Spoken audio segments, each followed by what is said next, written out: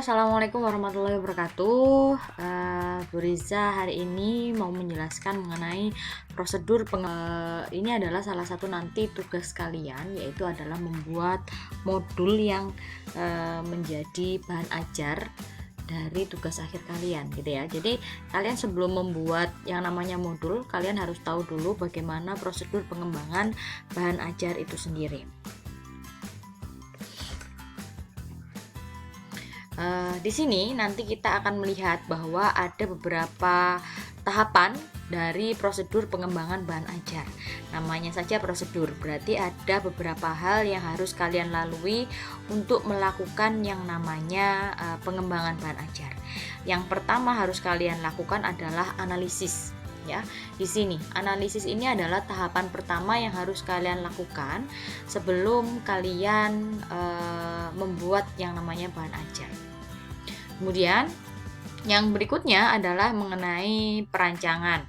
Perancangan ini nanti adalah apa saja nanti harus kalian rancang dalam sebuah bahan ajar itu.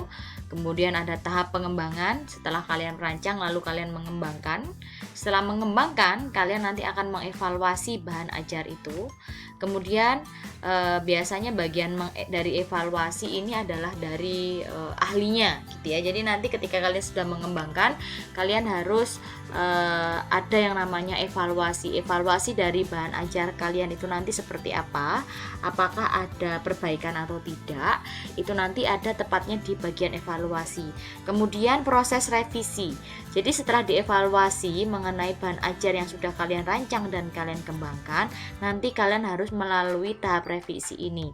Revisi ini berarti kalian harus memperbaiki ketika misalkan dievaluasi ada hal-hal yang kurang tepat seperti itu.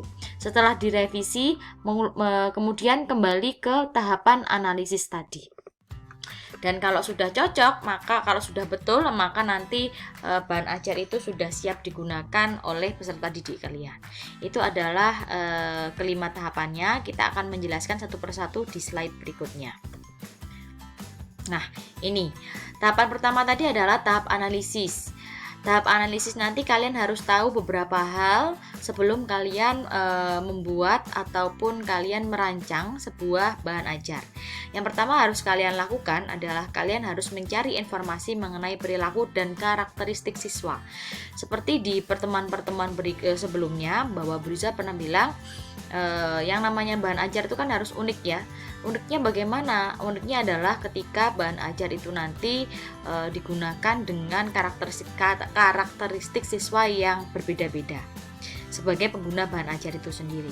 Kemudian kalian harus tahu juga, mungkin kalau di awal harus tahu bahwa bagaimana gaya belajar siswa, ternyata juga kalian harus mengenali siswa dari segi demografisnya, jumlahnya berapa, usianya, gender, motivasi belajar, gaya belajar, dan lain-lain. Kalian harus tahu bahkan mungkin di bagian dan lain-lainnya itu termasuk bagaimana keadaan sosial ekonomi dari siswa tersebut. Karena kan nanti kalian harus membuat bahan ajar itu yang murah, yang menarik, tapi bisa mengakomodir semua materi. Nah kan susah banget ya.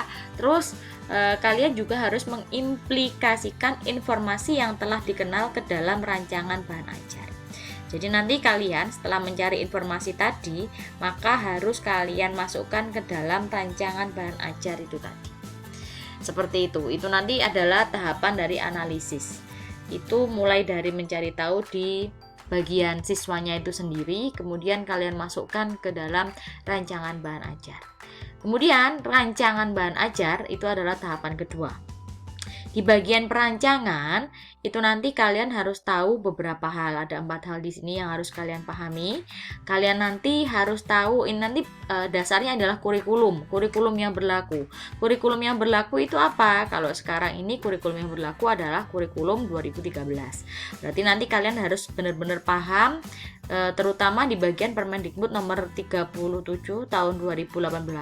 Kalian harus mengikuti mengenai kurikulum yang terbaru di dalam standar isinya, standar isi dari materi-materinya.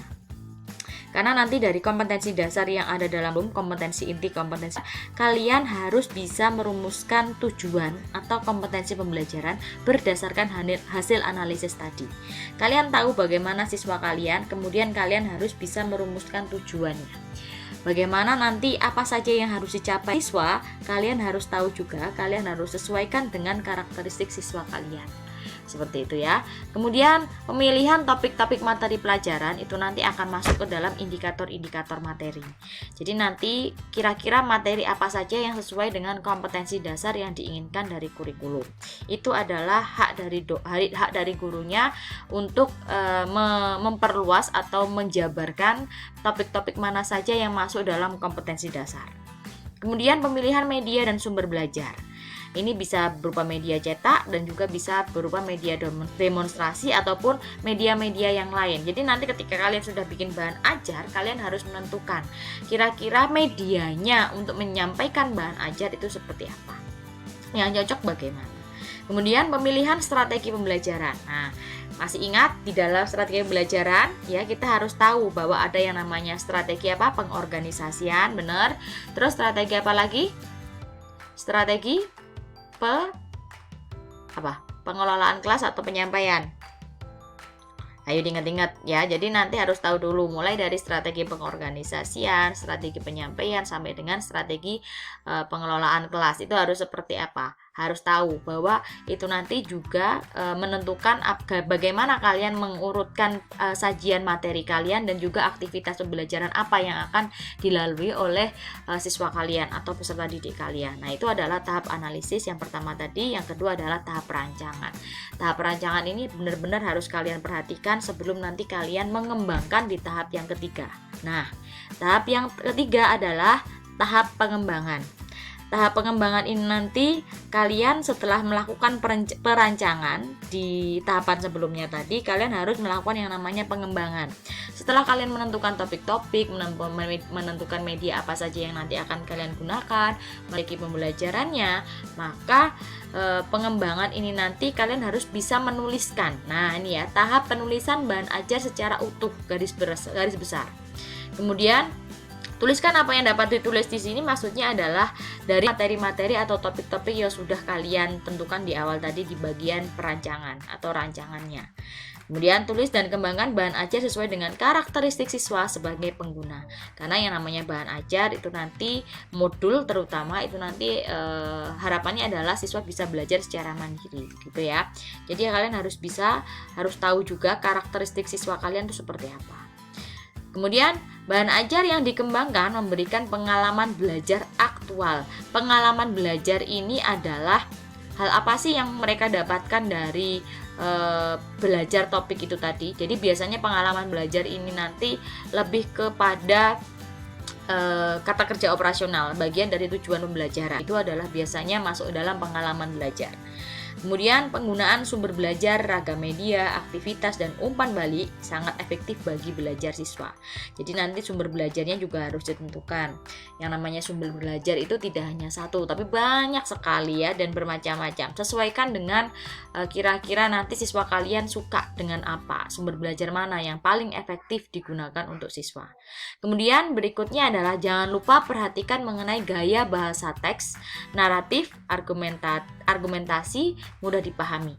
Jadi tapi gaya bahasa teksnya mungkin kalian bisa menggunakan yang semi formal atau bahkan yang santai, tetapi jangan sampai kalian menggunakan bahasa yang benar-benar santainya kelewatan, misalkan pakai bahasa alay, misalkan seperti itu ya. Jadi jangan sampai seperti itu. Kalian boleh menggunakan bahasa "Hai guys", misalkan seperti itu, atau bahasa yang kira-kira komunikatif gitu ya, supaya nanti mereka bacanya itu tidak terlalu tegang karena kalian menggunakan istilah-istilah atau bahasa-bahasa yang terlalu tinggi sehingga mereka itu malah nggak paham gitu, mereka malah bingung gitu ya. Nah, setelah Nah, setelah tahap pengembangan tadi, tahap berikutnya adalah tahap evaluasi. Nah, tahap evaluasi ini ada beberapa yang biasanya nanti evaluasi ini biasa diserahkan kepada ahli. Jadi nanti setelah kalian mengembangkan, kalian proses evaluasi ini, kalian menyerahkan draft bahan ajar kalian kepada dosen misalkan salah satunya, ataupun sebenarnya kalau memang untuk yang profesional itu nanti kalian menyerahkan draft bahan ajar kalian itu kepada ahlinya gitu ya. Ahli bahan ajar itu siapa? Yang pertama adalah proses memperoleh berbagai reaksi, masukan dari berbagai pihak terhadap bahan ajar tadi. Nah, pihaknya itu adalah pihak-pihak ahlinya gitu. Kemudian masukan untuk melihat keefektifan bahan ajar yang dikembangkan dan melakukan perbaikan. Jadi nanti setelah ada reaksi dan masukannya tadi, berarti kalian harus melakukan yang namanya revisi atau perbaikan gitu ya. Tahap yang dilakukan adalah telaah oleh ahli materinya tadi ya. Ahli materinya siapa saja, macam-macam. Jadi nanti dilihat dari materi yang kalian susun itu nanti siapa ahlinya, kemudian diuji coba satu-satu. Kemudian uji coba kelompok kecil dan uji coba lapangan. Ini sebenarnya adalah untuk menguji kevaliditasan kalian. Jadi kalau kalian mau membuat yang namanya penelitian, itu juga harus melakukan hal-hal seperti ini, melakukan yang namanya evaluasi. Kemudian setelah tahap evaluasi tadi, tahap berikutnya adalah revisi ya, revisi. Nah, tahap yang revisi ini nanti kalian harus melakukan beberapa hal tadi setelah adanya masukan. Setelah adanya masukan, maka kalian harus melakukan yang namanya perbaikan gitu ya. Dilakukan terhadap bagian bahan ajar yang perlu diperbaiki sesuai dengan hasil evaluasi. Perbaikannya antara lain adalah menghilangkan bagian yang tidak perlu, memperluas penjelasan, menambah latihan dan contoh. Kemudian ada memperbaiki kalimat istilah, kemudian penggunaan strategi belajar dan media yang dianggap perlu. Jadi biasanya revisinya adalah terkait hal-hal itu tadi, ada 5 hal biasanya seperti itu. Tapi tergantung juga dari ahli materinya tadi atau ahli yang perlu merevisi dari bagian bahan ajar. Itu adalah tahap akhirnya. Setelah kalian revisi itu biasanya bisa dilakukan uji coba ulang atau bahkan langsung bisa naik cetak kalau sudah sesuai gitu ya. Nah, kemudian yang berikutnya adalah kalian harus tahu Permendikbudnya. Ya, jadi Permendikbudnya itu tadi adalah Permendikbud nomor 37 tahun 2018. Kalian kayaknya di materi perencanaan itu sudah dapat juga ya. Materi perencanaan kalian tahu Permendikbud nomor 37 tahun 2018 itu tadi isinya apa saja. Nanti silahkan kalian baca satu persatu mengenai materinya di dalam Permendikbud ya. Seperti ini adalah untuk yang kelas 10. Nah, kalian harus tahu nanti ada KI 3 sama KI 4. Itu yang juga harus kalian perhatikan. KI 3 isinya pengetahuan, KI 4 isinya keterampilan. Kemudian ini adalah kompetensi dasarnya dari masing-masing, baik KD yang dari KI 3 maupun KD dari KI 4. Kemudian ini adalah yang kelas 11. Nah, baik ya, tadi sama-sama di KI 3 sama KI 4-nya harus ada semua. Kemudian ini adalah yang KD-nya, kompetensi dasarnya, baik dari kompetensi dasar sisi pengetahuan maupun kompetensi dasar dari sisi keterampilannya. Kalian bisa bacanya sendiri, saya rasa kalian sudah punya dokumennya. Kemudian ini untuk yang kelas 12. Ya, gitu ya. Ini kelas 12 juga. Kelas 12 isinya adalah hanya akuntansi saja. Berbeda dengan yang Permendikbud yang sebelumnya. Permendikbud yang sekarang difokuskan pada akuntansi di kelas 12. Gitu. Nah, terima kasih. Mungkin ini nanti adalah tahapan yang kalian harus lewati. Kalian harus tahu dulu bahwa nanti kalian akan membuat bahan ajar, prosesnya seperti itu. Kemudian nanti di pertemuan berikutnya atau di video berikutnya kita akan membahas bagian yang perancangan. Kalau analisis tadi adalah mengenai peserta didiknya, maka di pertemuan yang berikutnya atau di video setelah ini adalah pembahasan mengenai kalian harus bisa membuat atau merumuskan tujuan pembelajaran dan indikatornya, itu ya. Baik, sampai jumpa di video berikutnya. Jangan lupa selalu bersemangat dan jaga kesehatan. Sampai jumpa. Bye-bye.